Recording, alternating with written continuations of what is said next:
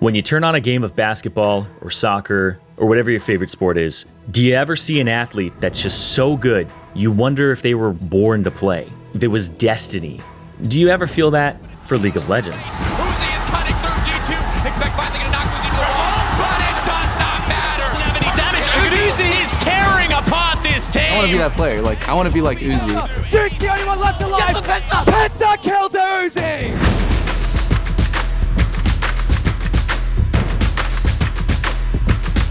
His average CSD for his entire career was plus 12.8. This is over 500 games. His CSD at 15, he's almost up a CS a minute. That is insane. He was ahead in farm, over 77% of the time at 15, right? This is having losing matchups. This is having, defensive metas. No matter what it was, this guy was going to beat you in lane. And I think that, that is the reason he could go for this explosive playstyle. Jian Uzi Shihao was born in 1997. He grew up in Yichang, a second-tier city right about in the middle of China. Although the setting was normal, it was clear from the beginning that the story wouldn't be.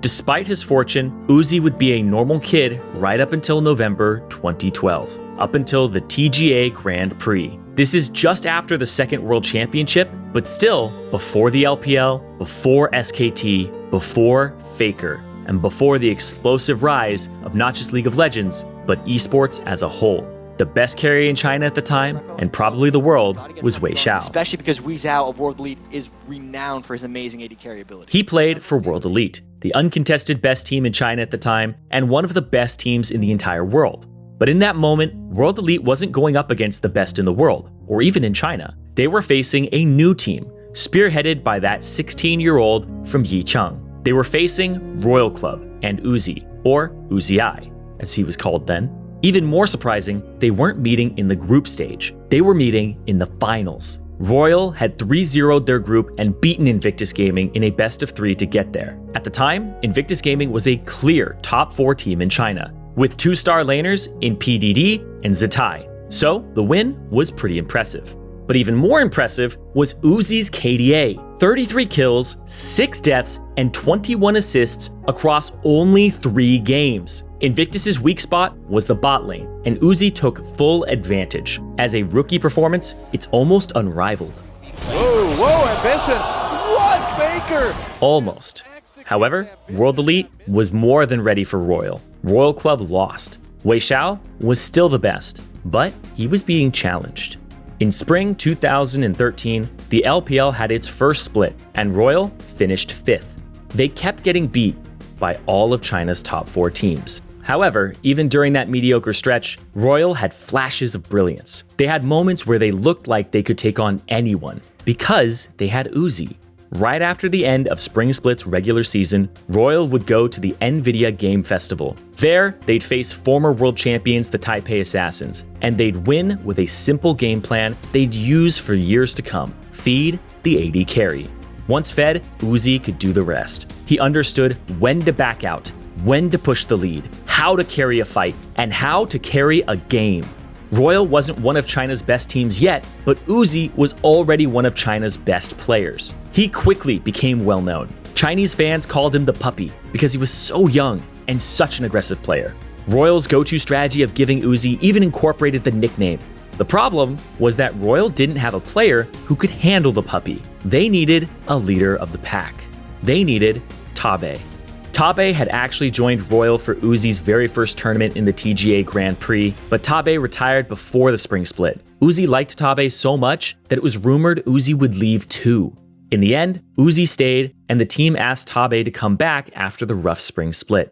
Tabe would return for the summer split as support and team captain.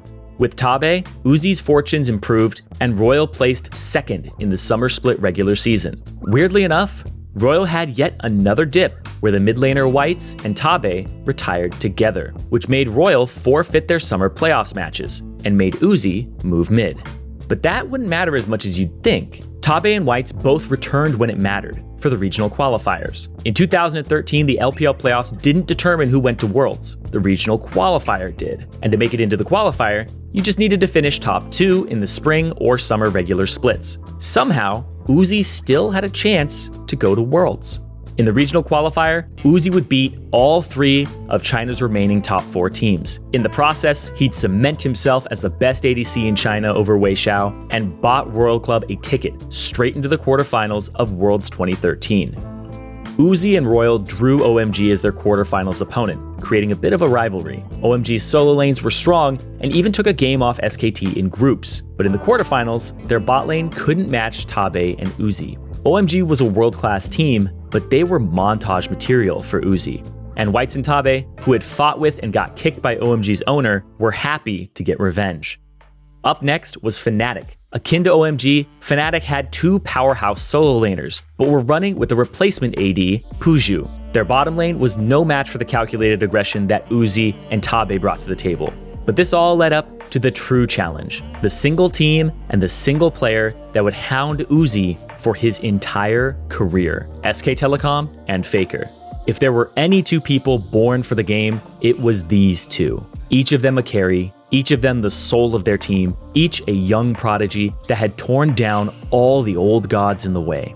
For as equal as their stories were, the match was lopsided. SKT clean swept RNG and ushered in what would be an era of Korean dominance. While their stories matched, the truth was that China's scene was still disorganized and chaotic. And meanwhile, Korea had the best league infrastructure on the planet.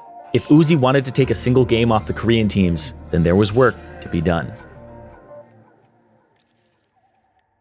UZI can play when everyone has a target on him. Everyone knows when they play against Royal Club, let's kill UZI. If he doesn't carry, we just shut him down, we'll gank him, our jungle will pressure him, our middle will roam on him, we'll TP on him, we'll do everything we can to hold this guy down. He's still able to put up these numbers. Then I think of Samsung White. They have so many threats. Nobody's really looking to kill Imp. They have Dandy, they have Pawn, they have Looper. Nobody's looking to just shut down Imp. That's how we win the game. The fact that UZI can outperform Imp despite his conditions just goes to show how amazing this player is. In 2014, UZI would find that history was repeating itself. In the spring split, Whites and Tabe left the team again. UZI once again had to find his place in League, without not only his support, but without his friend and mentor. For about half of the split, UZI played mid. Then for another half, he tried AD with a new support. None of it worked well, and amid the constant shuffle, Royal fell all the way to 6th with a brutal 32% win rate. The difference was, this time, Tabe wasn't coming back to save the team. UZI needed an entirely new team, and next split, he'd get one. Royal brought in the legendary Korean jungler Insec, along with Insec's teammate Zero as the support. They rounded the roster out with Cola and Korn, 2 solid LPL solo laners who could hold their own, play with less resources, and peel for UZI. In the summer split, UZI and Royal were back. They ended the season with 18 wins and 10 losses in an LPL that was more competitive than ever. Royal was 3rd while being virtually tied with OMG and Edward Gaming. In the playoffs, OMG would get their revenge on Royal. They would double eliminate UZI in 2 insanely tight 3-2 best of 5s. However, UZI and company would still make it to Worlds as China's 2nd seed by beating OMG 2-0 in the regional finals. But even though history was repeating itself for UZI, this team and his situation was much different. 2014 was the year UZI truly became a professional. His friend Tabe was gone. His team built a roster entirely around him, and he didn't even share a language with his jungler Insec. UZI had turned from Wonder Kid into star player. In turn, that year's Royal squad had an odd and tenuous cohesion. They succeeded through a mix of Insec and UZI. Insec could keep the game alive with his early ganks, and so long as the game was at all close, UZI could carry in team fights. Royal won most of their games, but these were tense victories on a much less cohesive team, and the stress showed itself in Game 5 of his quarterfinal series against EDG. Staring down a reverse sweep, UZI collapsed in on himself, slouched in his chair on an empty stage. In that 2014 run, UZI was every bit a professional and every bit a kid. In the end, the professional side won out. He rejoined his team, and they pulled out another nail-biter, this time as the underdog. It was a series Royal very easily could have lost, given they won a game while still down nearly 10,000 gold. Most of us remember what happened in the finals. Like last year, UZI loses to another stacked, incredibly strong Korean lineup that looked like they were just destined to win. But some things did change. UZI stepped up to help the team even when down. He performed insanely well in his role, He carried forward top ace presence and became the team's clear voice in pre- and post-game interviews. 我觉得这次能够再次进入世界舞台，我就已经非常开心了。然后，我们这一次的输赢其实并没有很大的关系，因为怎样都会有一个中国队进入决赛嘛。然后，希望这次中国队能够改变 S3 的成绩。And, well, this time he took a game off the Korean juggernauts. In terms of the way UZI wants to play, he wants to go in, get all the peel, and then just kind of outplay 5 members of the enemy team. This is the huge disconnect between them, and I think that when we talk about who should be the primary carries of OMG, if you say Cool and UZI, that's something you cannot say, because until they figure something out, this is always going to be the tension in terms of how these 2 carries want to play the game. Maybe UZI had gotten tired of the same scenery. Maybe he sensed that in spring, history would repeat a 3rd time. Maybe he simply saw an opportunity. Whatever it was, UZI made his boldest career move in 2015. After getting to the finals and getting an MVP in China's year-end awards, he left Royal and joined OMG. In one quick move, he would round out one hell of a super team. Go-Going, Cool, and Loveling were all top of their positions, and so was UZI. On paper, it may have been one of the strongest regional super teams to ever exist. All Chinese, all talent, it was a hugely popular move too. But the rest of the LPL was changing too. A lot of teams recruited top talent from Korea, like Royal had before, and they were doing even better than Royal had. OMG did well in the regular season, but when playoffs came, they couldn't compete with the new powerhouses, EDG and LGD. EDG crushed OMG in the regular season, and LGD crushed them in the playoffs. To add insult to injury, UZI was losing to Imp and Deft, the 2 Samsung carries that dominated Worlds 2014. EDG and LGD, Deft and Imp ended up in a tense fight for first. UZI fell out all the way in the quarterfinals. And it was only going to get worse. OMG got 7th in the summer season. For the first time in his career, UZI would not get a chance at the qualifiers, let alone Worlds. UZI then joined the Xiaogu Reapers after the disappointing split and got off to a hot start. Xiaogu were a great teamfight team before UZI joined, so his addition made the group lethal. UZI did very well in the split too, holding the highest KDA of any ADC in the LPL. But disaster struck again. The Reapers fell off towards the end of the split, and Doinb and Swift started to argue with each other. Doinb left the team right before the playoffs. To make matters worse, none of their planned replacement mids could play, and they had to forfeit their semifinal match. They then lost the 3rd place match 3-0 to World Elite with Pekko, their sub-ADC, in the mid lane. While UZI faced disaster, Royal was looking incredible. They had rebranded to Royal Never Give Up, RNG, and they'd picked up Looper and Mata from the world's winning Samsung team. They found Xiaohu, who ended up being one of the best mids in the league. In short, they had become world-class and went on to win the 2016 spring split. After looking everywhere for his success, OMG, QG, UZI returned home, and he rejoined RNG for the 2016 summer split. Although RNG was already really good, UZI was a welcome addition. By the end of the split, RNG was even more dominant, and UZI had returned to form. He earned 11 MVPs and had the highest KDA of any AD and the 2nd highest in the league. From then on, it felt clear where UZI belonged. Like Reckless and Fnatic, Bjergsen and TSM, or Faker and SKT, UZI and RNG were intertwined. In 2016 and 2017, UZI and RNG were back to where they were in 2013 and 2014. In sports, and also in League of Legends, it's usually seen as an insult to be called one-dimensional. Every team that does something really well, you go into the playoffs, and because you only do one thing, someone counters you, and then you lose. And like, oh man, they really just have to be a more complete team. And for so long, that's been the criticism of UZI. That's been the criticism of RNG. You can't win by funneling all your resources into one dude and just letting him carry. UZI had walked out of a dark era of his career and returned to relevance. He'd always be touted as one of, if not the best AD carry in the world. But for as hard as he carried, he couldn't carry RNG to the top. A 3-0 loss to an incredibly strong EDG in summer 2016, a close 3-0 loss to a great World Elite team in 2017 spring, then another surprise 3-2 loss to EDG in 2017 summer. Internationally, it was even worse. If UZI was destined to be the best ADC in the world, then Faker was destined to be the best, period. And Faker would knock UZI out of Worlds in 2016 and 2017. And that 2017 was particularly brutal, as RNG had looked better than ever and SKT had been looking worse. RNG had beaten an incredibly tough Samsung and taken down a strong Fnatic. SKT had nearly lost to Misfits.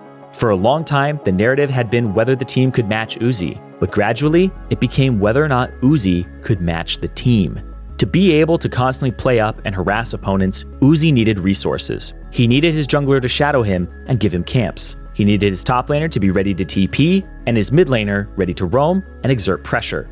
If any of this didn't happen, UZI's aggression could be hard punished by the enemy. But if it did happen, UZI would usually perform to an insane degree. Unlike other resource-intensive carries like Doublelift or Forgiven, UZI could get to the highest competitive heights because he carried his lead the farthest.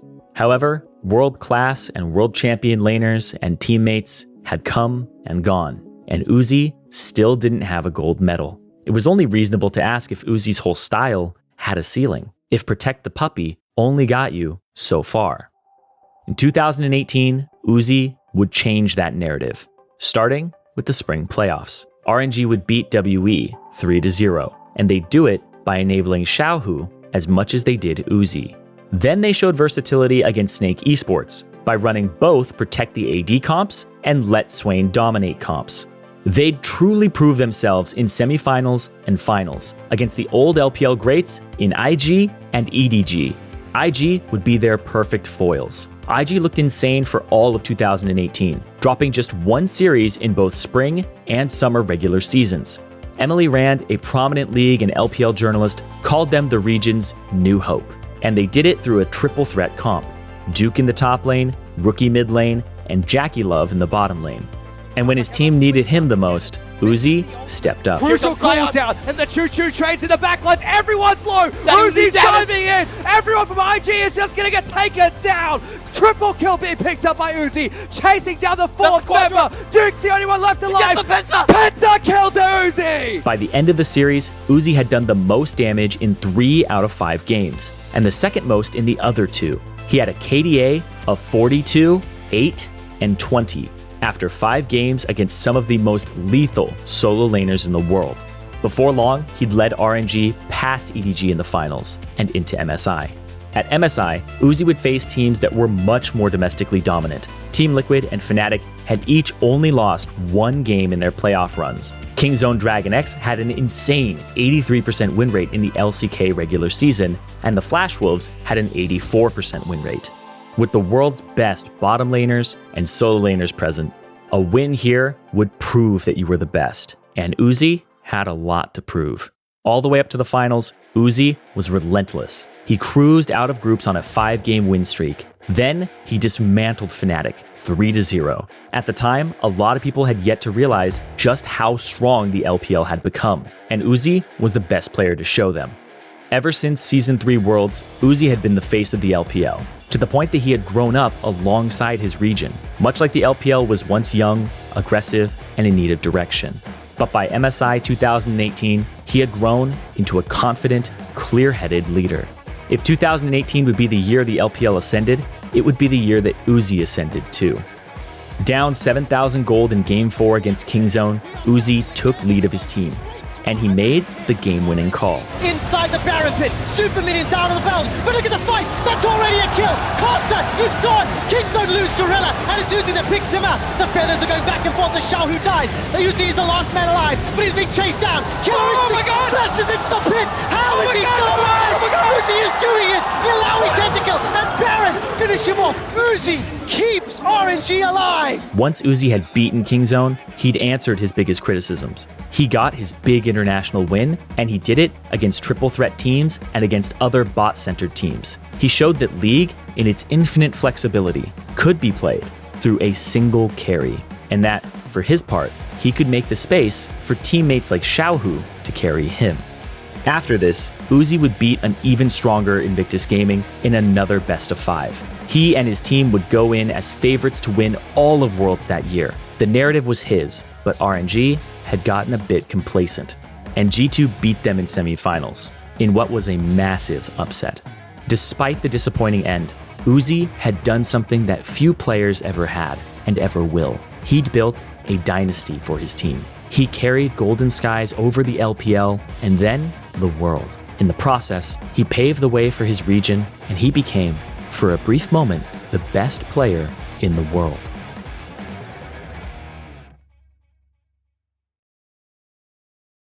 It's frankly really bittersweet to see one of the teams, Fnatic or RNG, go home. When you kind of look at the holistic picture, it felt like everyone was looking at this group like, oh, this is such a shame, why can't we send 3 teams through? But by the hair on their chinny chin chin, Fnatic and SKT conquered these spots. And it's just, it's sad to see RNG go. They were a phenomenal team. In the spring of 2018, UZI had stopped playing in most regular season games. It wasn't necessary, as RNG was good enough to make playoffs without him.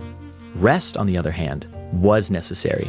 By 2018, he'd been playing for over 5 years straight. For UZI, who's a player who takes missing a CS seriously, this meant 5 years of living and breathing the game.